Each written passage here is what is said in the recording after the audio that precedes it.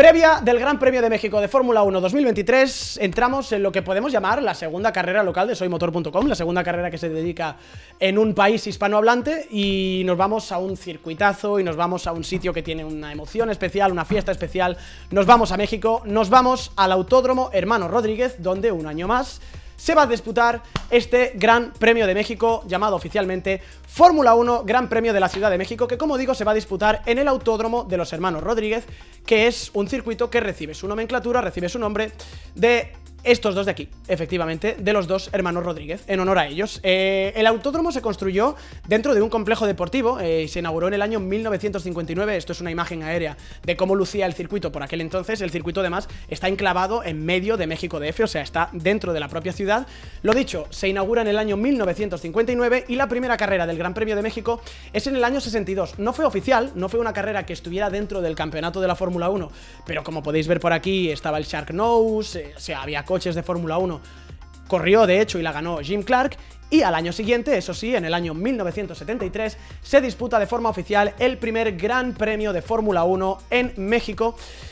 Y es un gran premio, el del año 1963, que estaba un poquito manchado por la historia reciente, por el fallecimiento de uno de los pilotos que acabó dándole nombre al circuito, porque en esa carrera inaugural del 62, que no computó para el campeonato del mundo, falleció uno de los hermanos Rodríguez, falleció Ricardo Rodríguez en los entrenamientos libres, y en el año 1963, como digo, se disputa la primera carrera puntuable para el campeonato. Hemos pasado por tres fases en los grandes premios de México. Es Gran Premio desde el 63 hasta el año 1970, regresa en el calendario en el año 1986, tenemos aquí a Gerhard Berger con uno de los Benetton, victoria del piloto austriaco, y después 1992, o sea, termina en 1992 esa segunda fase del Gran Premio de México, y regresa en el año 2015 hasta la actualidad.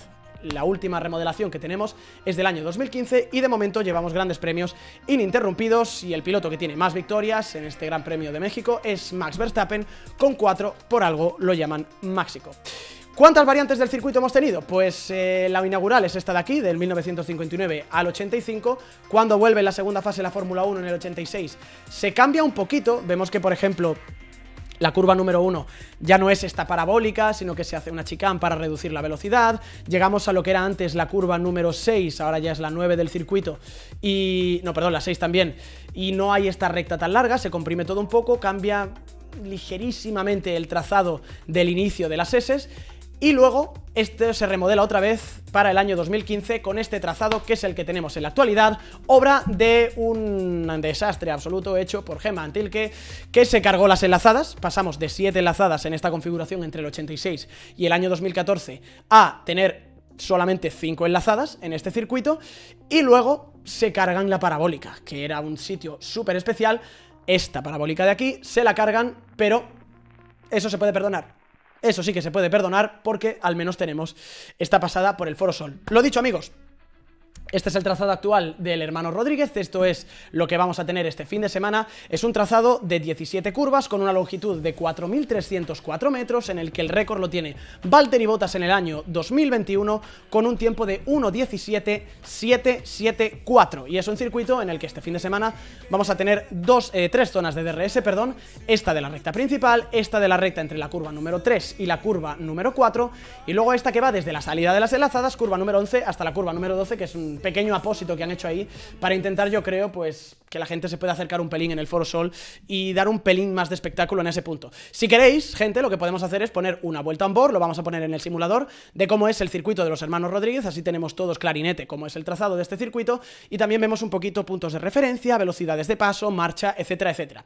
Lo dicho, esto es una vuelta con la decoración, creo, de Sergio Pérez en el Gran Premio de Turquía del 21, y esto es una vuelta on board al circuito de los Hermanos Rodríguez. Estamos en la recta de meta, una de las rectas más largas del calendario, 1,2 metros, esto sería zona de DRS en esta temporada. Llegamos hasta la curva número 1, se hace larga, cuidado con la refrigeración de los frenos, frenamos en el 150 aproximadamente y pasamos de 360 por hora a unos 150 kilómetros hora. Tercera marcha esta salida de curva, 120 por hora, empezamos a acelerar otra vez en la segunda zona de DRS del circuito para llegar a la frenada de la curva número 4, otra vez velocidad de unos 330 km hora, bajamos hasta tercera velocidad en este punto de aquí y vamos a empezar en la zona de más tracción, aquí donde necesitas un buen empuje por parte de los coches, de los neumáticos y de la parte trasera del coche. Curva número 6, zona rápida, estas son las enlazadas, más agarre aerodinámico en este punto, enlazadas de las 7, 8, 9, 10. Vamos subiendo velocidad progresivamente hasta frenar antes de las dos últimas, bajamos a 130, a 170, subimos a 230, tercera zona de DRS, es una vuelta muy corta, y entramos en el Foro Sol, de nuevo zona de muchísima tracción, mucha exigencia para los neumáticos traseros, 70 km hora en este punto, uno de los más lentos del circuito, intentando salir lo más recto por este piano posible, se come muchísimo, y entramos en la segunda parte de la curva parabólica, que hay un pelín de peralte. Bottas tuvo un accidente fuerte en el 19, diferentes trazadas y recta de meta para completar lo que sería una vuelta al circuito de los hermanos Rodríguez. A ver, es un circuito, como digo, muy rápido, es un circuito... Bueno, muy rápido en el sentido de que tenemos una recta bastante larga donde se llegan a velocidades puntas muy altas porque el circuito está muy alto en cuanto a nivel del mar, es de hecho el más alto de toda la temporada. Y es un circuito en el que lo que hemos visto en la onboard y lo que hemos visto en el mapa, tenemos una combinación de rectas largas y también de zonas de mucha tracción, de eventos de mucha tracción que ponen un poquito de estrés en los neumáticos traseros.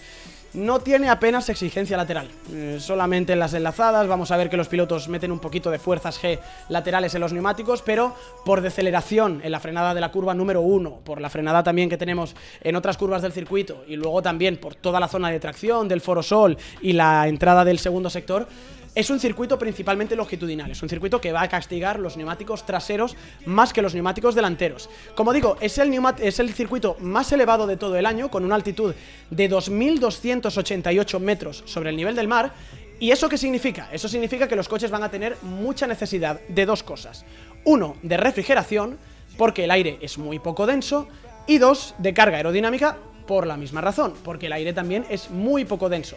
De refrigeración, pues vamos a ver seguramente branquias muy abiertas en la parte trasera de los coches, conductos de freno con las entradas sobredimensionadas para meter más aire, las entradas de los pontones, si se puede modificar, pues un poquito más abiertas también.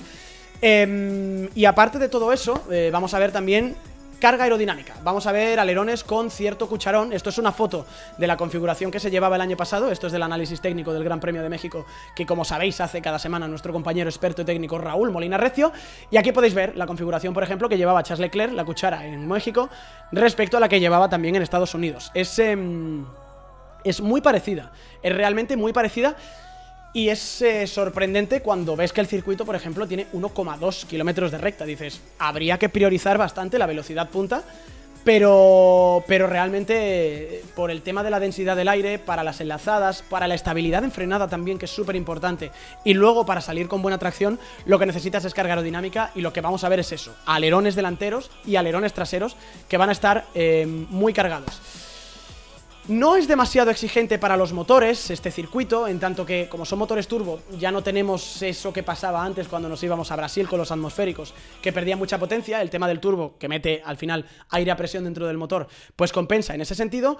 Y estamos viendo aquí cuál es la exigencia para los neumáticos. Importante, Pirelli va a traer un paso más blando los neumáticos este año que el año pasado. El año pasado la elección fue C2, C3, C4, este año la elección va a ser C3, C4, C5, y esta es la radiografía, este es el diagrama que nos da Pirelli de cuáles son las características de este circuito de los hermanos Rodríguez. Número 3 de 5 en cuanto a tracción, 3 de 5 en cuanto a frenada, es decir, a la mitad de exigencia. No estamos en Mónaco, por ejemplo, que es 5 de 5 en tracción, no estamos en un Silverstone a lo mejor que sería un 1 o en 2 en tracción, dependiendo de algunos puntos. Agarre lateral o exigencia lateral al neumático, pues más bien poquito, 2 de 5. Estrés al neumático, por la misma razón tampoco es demasiado, 2 de 5. Agarre del asfalto, 2 de 5, porque al final el circuito tampoco se utiliza tantísimo durante el año y además está dentro de la ciudad, por lo que toda la polución interna de la ciudad se puede depositar también en el asfalto, así que va a haber una evolución bastante fuerte, ahí lo tenemos puesto en un grado 4 de 5. Abrasión del asfalto, 2 de 5, no es un asfalto demasiado negro, demasiado abrasivo, y ahí lo tenemos también, carga aerodinámica máxima número 5, porque recordemos, hay que compensar con lo poco fino, con lo poco denso, con lo muy fino que es el aire. Lo dicho, este año Pirelli va a traer una elección vamos a llamarlo más arriesgada de neumáticos, con el C3, el C4 y el C5, y no solamente eso, sino que hemos podido saber también, se ha confirmado, que Pirelli va a utilizar también algunos entrenamientos libres como test y van a llevar un compuesto C4 experimental. Van a dar a cada piloto 2 juegos de ese compuesto experimental en vistas a homologar neumáticos de cara al año 2024. ¿Qué podemos esperar en cuanto a estrategia? Pues quizá, espero, deseo, algo un poquito diferente a lo que ocurrió en el año 2022, porque fue bastante predecible. Al final son 71 vueltas la carrera, recordemos, es un circuito bastante corto, y tenemos esa estrategia de blando medio que le sirvió a Verstappen para hacerse con la victoria. De hecho, alargó el blando 25 vueltas de 71, bastante distancia con el neumático blando, y luego el medio ni le desfalleció. Hubo un problema estratégico también ahí de Mercedes que, fijaos, la de siempre, le hizo el undercut Verstappen, o paró antes Verstappen que Hamilton, y Hamilton para 3 vueltas después, no le sirve de nada, encima meten el duro, que era el neumático equivocado, y al final acaban en esa segunda posición. Pero lo que yo espero es que este año pueda ser un poquito diferente. La sensación es esa, ¿no? Que quizá con esta elección un poco más arriesgada de neumáticos veamos más degradación y veamos más opción estratégica para que alguien rompa la racha, porque ya no estamos hablando solamente de lo que ocurre en 2022, sino que, como repito, estamos hablando de Máxico. El piloto que va a ganar aquí, o el que tiene más papeletas para hacerlo, es el de siempre por múltiples razones, porque Max Verstappen está arrasando en esta temporada 2023 y porque además es el piloto de la historia con más victorias en México, 4 en 8 participaciones, la mitad las ha ganado. Lleva corriendo desde el 15 y la mitad de veces que ha estado aquí Max Verstappen se ha hecho con la victoria. Lewis Hamilton tiene 2, es un circuito que se le da bastante bien, y al menos sí que hemos visto históricamente que a Checo Pérez en la época de Red Bull le ha dado para estar en el podio, así que deseamos sobre todo que en casa, con ese empuje extra de sus aficionados, Checo pueda rascar algún resultado un poquito más bueno, Checo pueda darnos más alegrías en este Gran Premio de México. ¿Qué puede pasar detrás de él? ¿Puede ser un gran premio bueno para Aston Martin? Pues no lo sabemos, porque al final es un circuito que tiene muchas rectas, pero por ejemplo, es cierto que es un circuito que tampoco es tan alto o es tan rápido en cuanto a velocidad promedio. De hecho, os diría que solamente es el 4º circuito de la temporada en cuanto a velocidad promedio. Podríamos decir que es el 4º circuito más lento del año, solamente superado por, en orden descendente, Hungría, Singapur y Mónaco, efectivamente. Pero que nadie se quite la ropa. No estamos en Mónaco, ni en Hungría, ni en Singapur, ni en nada del estilo, y me da igual que el aire sea poco denso y que eso a lo mejor pueda funcionar para el tema del drag que tiene el Aston Martin. Yo no sé si van a ir demasiado bien en este Gran Premio. ¿Quién va a ser la alternativa? Lo estáis diciendo en el chat y yo lo tengo también bastante claro. Creo que Ferrari.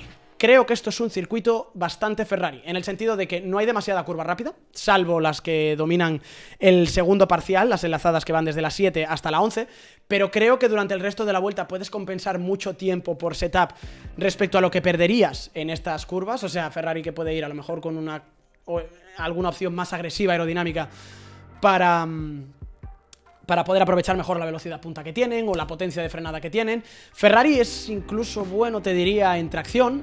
Vimos a Leclerc que le sacaba muchísima ventaja a Russell en Estados Unidos por tema de tracción. Entonces yo creo que Ferrari puede ser la segunda fuerza aquí. Yo pondría a Red Bull, pondría a Ferrari como segunda fuerza. Dentro del duelo interno es echar una moneda al aire, porque Leclerc y Carlos están muy parejos, pero como tiene ciertas similitudes con Monza en algunos lugares, ¿no? Tema de las frenadas fuertes, las chicanes. Podría pensar incluso que Carlos, por la falta también de curva rápida, que sabemos que se le da mejor la Leclerc que a Carlos, puede estar un pelín más entonado. Así que incluso se podría decir, Carlos, yo lo pondría al menos al principio del fin de semana por encima de Leclerc. Y detrás de ahí, no lo sé, no parece que sea un circuito demasiado McLaren. Quizá Mercedes puede dar la guerra, a ver cómo está Aston Martin. Y luego ojo con Williams. Ojo con Williams, porque quizá también con el tema de la recta y con el tema de las frenadas, ellos pueden hacer algún setup especial, comprometer mucho el resto de la vuelta y jugársela a que un Alex Albon te pueda entrar otra vez en Q3 o pueda entrar en los puntos.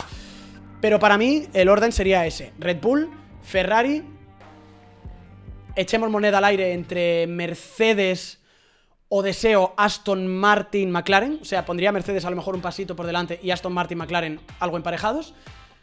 Si es que Williams no quiere dar la campanada y Aston Martin está detrás de Williams, que podía ser, y a partir de ahí luego pues la mezcla normal que tenemos en la zona media. ¿Puede alterarse esto con la meteorología? Pues no demasiado.